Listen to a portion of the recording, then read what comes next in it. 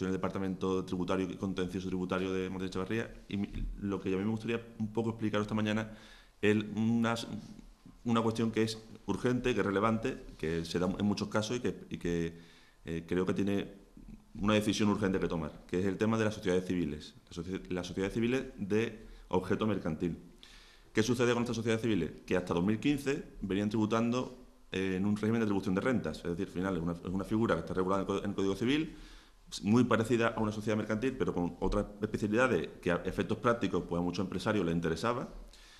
¿Y qué sucede? Pues que ese régimen de atribución de renta, que implica que los rendimientos que obtiene la sociedad civil directamente se imputan a los socios en función de su participación y tributan indirectamente el IRPF, pues desaparece. Ahí en la ley de sociedades que se aprobó en 2014, con efectos desde 2016, se dice que las sociedades civiles con objeto mercantil que tienen personalidad jurídica pasan a ser contribuyentes del impuesto sobre sociedades. Es decir, ya no van a tributar esas sociedades civiles por imposición de rentas, sino como una sociedad mercantil normal y corriente. ¿Esto qué implica? Pues, para empezar, las obligaciones contables, las obligaciones de presentación de cuentas, las obligaciones de pagar impuestos sobre sociedades, de un tipo fijo del 25%, y después, si los socios quieren retirar de la sociedad civil los beneficios, pues lo normal es que tengan que hacerlo con una distribución de beneficios y vuelvan a tributar. Con lo cual, de alguna forma, el régimen fiscal incentivado que tienen las sociedades civiles va a desaparecer. Ha desaparecido y ahora lo que hay es un régimen transitorio, que es un poco lo que venimos a comentar. Para empezar, vamos a situarnos en qué sociedades civiles son las que se ven afectadas. Y son dos requisitos los que tienen que cumplir. El primero, que tengan personalidad jurídica, porque si no tienen personalidad jurídica, pues por definición no pueden ser contribuyentes del impuesto sobre sociedades. En general, todas las sociedades civiles la tienen, si funcionan de una forma empresarial operativa normal. ¿Por qué? Pues porque la personalidad jurídica se obtiene sin mucha dificultad. Simplemente con que los pactos no sean secretos entre los socios, ya se considera que tiene personalidad jurídica.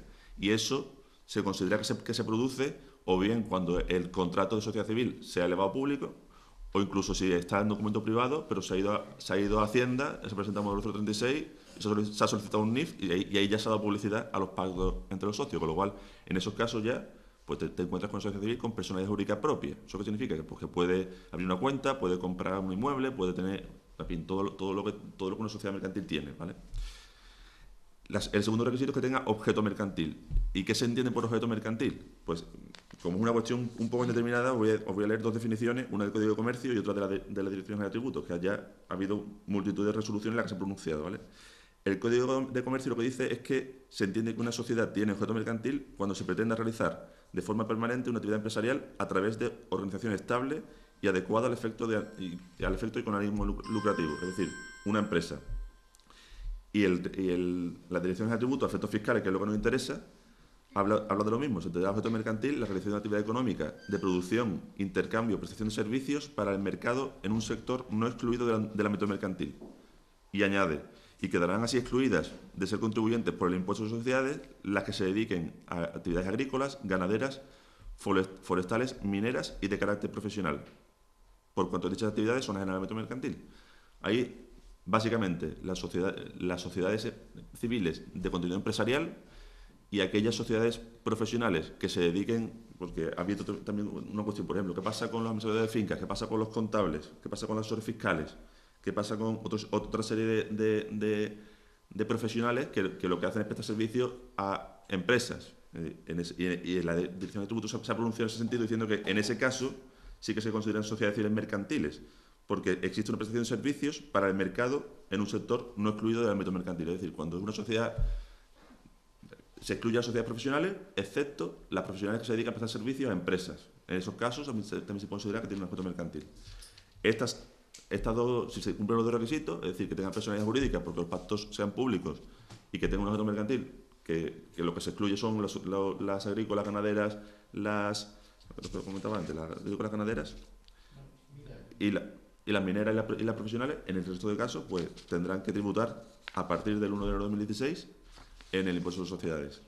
¿Qué sucede? Pues que existe un régimen transitorio, es decir, hay tres posibilidades.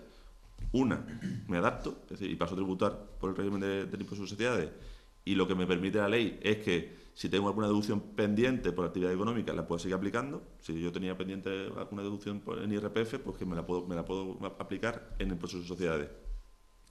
La segunda opción es disolver y liquidar la sociedad civil, es decir, a mí no me interesa pasar a tributar como una sociedad mercantil, y lo que voy a hacer por el impuesto de sociedades, y lo que hago es disolver y liquidarla.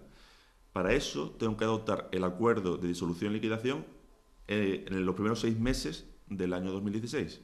Y en los segundos 6 meses, es decir, hasta el 31 de diciembre, tengo que adoptar todos los acuerdos necesarios para que esa liquidación se lleve a efecto. Si no lo cumplo, paso a tributar por el impuesto de sociedades. El régimen transitorio de disolución y liquidación, ¿qué consiste? Pues consiste básicamente que se intenta que no se tribute prácticamente en la disolución y liquidación. ¿Por qué? Porque se contiene una exención en el impuesto sobre transmisiones patrimoniales, es decir, la restitución a los socios de sus aportaciones, pues no va a tener tributación en ITP y AJD. Hay una no tributación en la plusvalía municipal, de manera que si la sociedad civil tiene inmuebles, pues no se va a tributar por la devolución a los socios de su participación en esos inmuebles. Y después, en IRPF o sociedades que participan en la sociedad civil, lo que se dice es que no se va a tributar por las ganancias patrimoniales que se puedan obtener o por las probabilidades que se obtengan, salvo que se trate salvo que perciban dinero o créditos. Se prevé una fórmula para ver cuándo se está percibiendo dinero o créditos. Y lo que se dice básicamente es que tienes que determinar, hacer un inventario de liquidación de la sociedad civil, valorando todos los elementos que la componen. En fin, si tiene la oficina, si tiene material, si tiene existencia, lo que tenga, lo valoras por su valor de adquisición o su valor de titularidad. Básicamente el valor de titularidad es lo que viene a ser la reserva, es decir, si yo con la sociedad civil, con sus beneficios, ha ido comprando, ha ido haciendo inversiones, ha ido reinvirtiendo en la actividad de la sociedad, pues ese valor de reinversión de los beneficios durante el tiempo en que la sociedad civil está funcionando se considera también valor de adquisición de los activos. Y las deudas, es decir, el valor de adquisición de mis elementos, valor de titularidad y las deudas, menos los créditos y la tesorería. Si el resultado es positivo, si el resultado es menor que cero, es decir, si recibo más activos que tesorería y liquidez, no se tributa. Si es igual, tampoco, ¿vale? Si es mayor que cero, es decir, si recibo más bienes y elementos, existencia y deudas que dinero y créditos, pues el remanente, el resultado positivo, lo distribuiré para determinar el valor de adquisición. Pues claro, el régimen transitorio, ¿qué implica? Pues implica que no voy a tributar, pero a efectos fiscales, tanto la fecha de adquisición como el valor de adquisición permanecen, de manera que el día de mañana, cuando lo que yo estoy recibiendo en la disolución de la sociedad civil, cuando lo venda, no tiene el valor de adquisición en el momento de la liquidación de la sociedad civil, sino que tenía en el momento en que la sociedad civil lo adquirió, para que no se pierda tributación. Hay un diferimiento. Entonces, si el resultado de esa formulita que he comentado de valor de adquisición, de titularidad, deudas menos tesorería y créditos es positivo, se distribuye en función del valor de mercado de los elementos que yo he determinado en el balance de liquidación. Y si es negativo, es decir, si recibo más créditos y tesorería que el valor de los activos, pues por ese resultado negativo sí que tributo, ¿vale? Ese es el régimen transitorio, pero en general, hay que verlo caso por caso, pero una sociedad civil que tiene elementos patrimoniales, que ha tenido beneficios, lo normal es que hay que hacer los cálculos, pero que en el régimen transitorio no se tribute. Esa es la segunda opción. Disolverla y liquidarla antes de 6 meses, tomar la decisión, y antes de final de año, ejecutarla, ¿vale? O la tercera opción es transformar mi sociedad civil en una sociedad mercantil.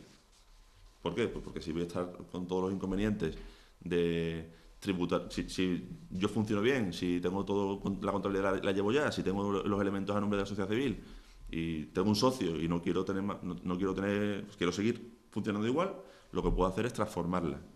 Una transformación y pasar de sociedad civil a sociedad mercantil. Ventaja adicional de los efectos prácticos es que, además, con la sociedad mercantil voy a limitar la responsabilidad. Es decir, la sociedad civil, los socios, por los problemas que pueden tener, las contingencias, etcétera, pues responden con todo su patrimonio presente y futuro. La sociedad mercantil, si se lleva ordenadamente, limita la responsabilidad. Tiene otra ventaja. Entonces, esa transformación. También hay resoluciones de las direcciones de tributos que dicen que si la sociedad mercantil, si la sociedad civil tiene personalidad jurídica y tiene a su nombre los elementos que voy a traspasar a la sociedad mercantil con el inventario, pues no hay ganancia y pérdida patrimonial, porque al final lo que hay es una transformación. De alguna forma estoy cambiando de nombre a la sociedad y adapto los estatutos, etcétera, adopto las decisiones mercantiles y registrales, pero no hay ganancia patrimonial. Habla de que si no tiene personalidad jurídica, pues sí que se podría producir una ganancia y pérdida patrimonial, ¿vale? ¿Por qué? Pero claro, ¿qué sucede? Que si no tiene personalidad jurídica, no estoy en este problema, porque no paso a tributar por el impuesto de sociedades. Es decir, solamente si tiene personalidad jurídica lo puedo tener. En cualquier caso,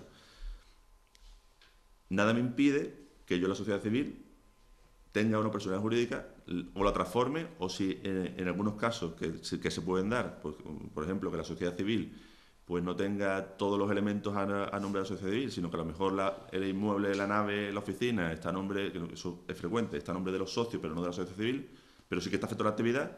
En lugar de una transformación, lo que hago es una aportación no dineraria de rama de actividad, con lo cual esa aportación, que es una aportación mercantil que está protegida, la puedo hacer amparada en un régimen de neutralidad y tampoco se tribute. Es decir, en resumen, hay tres posibilidades: aceptar el cambio de régimen fiscal y pasar a tributar en sociedades. El segundo, disolver y liquidarla y pasar a tributar, en fin, cada socio a su aire o como una comunidad de bienes. O bien, transformar la sociedad civil o hacer una aportación ordinaria de la actividad empresarial o una sociedad mercantil y pasar sin coste a ser una sociedad mercantil de pleno derecho, sin tener las implicaciones de responsabilidad, por ejemplo, negativas que tiene una sociedad civil. Eso es un poco lo que hay, lo que os podríamos ayudar si os interesa. La licencia de apertura también está prevista en la ley. Si yo tengo una licencia de apertura, no de una sociedad civil. Claro, eso es un trámite administrativo. Tú tienes la escritura pública. ¿Está previsto de que no cueste dinero? ¿De que dice que no tengas que volver a hacer la licencia de apertura de nuevo? Sí, no tienes que hacerla de nuevo. No tienes que hacerla de nuevo. Hay que hacer, eso va dentro de la rama de actividad. Como todos los elementos, es una operación que se hace amparada en el régimen fiscal de neutralidad. No estás haciendo, digamos, no estás perdiendo la licencia y pidiendo una nueva. Estás cambiando de titularidad y eso no implica nueva licencia. No implica nueva licencia. No. Hay que hacer un trámite administrativo. Lo normal es que vayan del ayuntamiento a comprobar que se cumple, que está en la misma situación que estaba cuando te la concedieron, pero al final eso es burocracia, no tiene implicación fiscal ni tributaria. Vale. María, una comunidad de bienes, dos socios que adquieren un inmueble con el objeto de alquilarlo, tiene personalidad jurídica porque el contrato lo han llevado a Hacienda. No, pero una comunidad de bienes no tiene personalidad jurídica, no es una sociedad civil. ¿Pero puede llevar la sociedad civil? Vamos a ver. Un único inmueble. Un único inmueble. Arrendado por dos personas. Arrendado por dos personas. Que eso, lo que sucede es que no tiene actividad empresarial. Claro. O sea, que tiene un problema, no tiene ni personalidad jurídica ni objeto mercantil. ¿La puedo traer de actividad económica? Pudiendo la persona siempre. El problema Que tenga que tener claro, el volumen. Aquí al final lo que te va a decir, según la doctrina del Tribunal Económico Administrativo, es que para la actividad de arrendamiento requiere unos requisitos mínimos, que son un empleado, un contrato laboral y jornada completa. Y la doctrina dice que tiene que tener algún tipo de contenido que te justifique tener un empleado, porque si tú luego tienes una casa alquilada, pues tienes que tener un empleado. Lo que estás haciendo es decir muñeco para tener actividad empresarial. Entonces, depende del inmueble. Es decir, si es un edificio donde se presta servicio, de apartamento turístico, donde se presta servicio, o que haga falta mucho mantenimiento, o de almacenes, en fin, que tenga otro contenido, otra justificación, de que yo sí, es un inmueble que estoy alquilando, pero el contrato de alquiler no es te doy la llave, sino que te incluye una serie de prestaciones de servicio adicionales que justifiquen un empleado. Salvo esos supuestos, con un inmueble es complicado tener actividad empresarial. Y José María, pregunta al millón, ¿qué sentido tiene mantener la sociedad civil a lo largo de la reforma si tiene que tributar también como sociedad limitada? Si es sociedad civil con personalidad jurídica y objeto mercantil, no tiene sentido. O se liquida o se transforma o se aporta, en función del caso concreto de cada sociedad civil, porque la casuística es enorme.